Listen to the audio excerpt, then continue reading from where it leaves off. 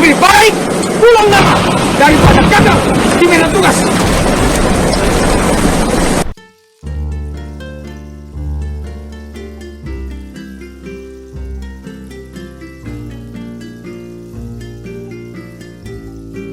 International humanitarian law protects people around the world by limiting suffering caused by war. The 1949 Geneva Conventions agreed to by countries worldwide draw clear distinctions between those who are fighting and those who are not, such as the wounded, civilians, and prisoners of war.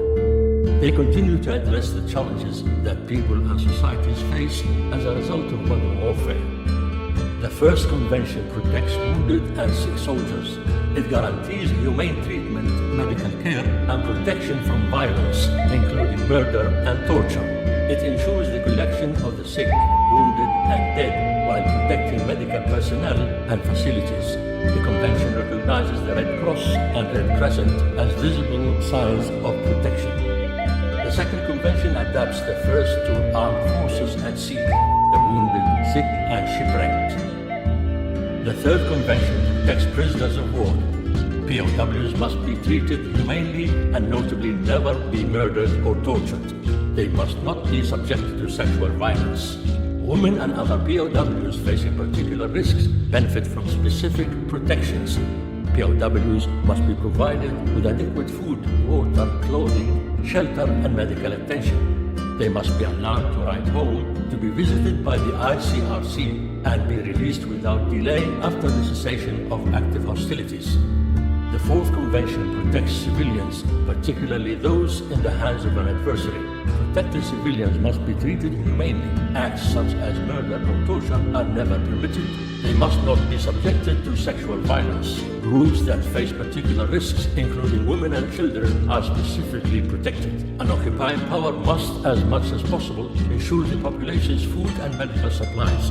The Convention has rules on humanitarian relief and protects interned civilians, including the ICRC's right to visit.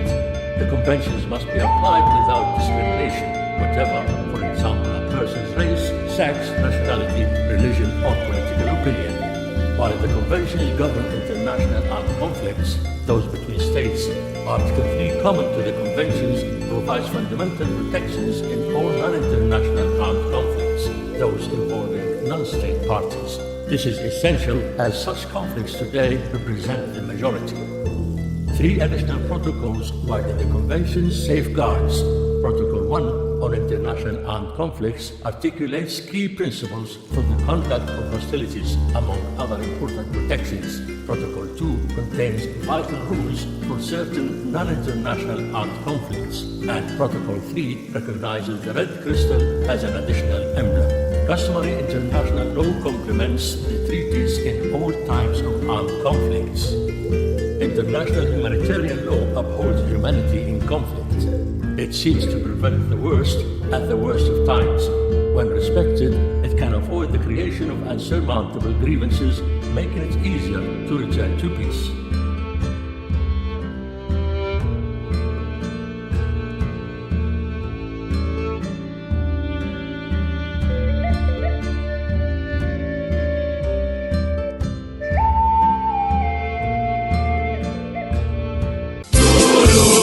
Aku bercita-cita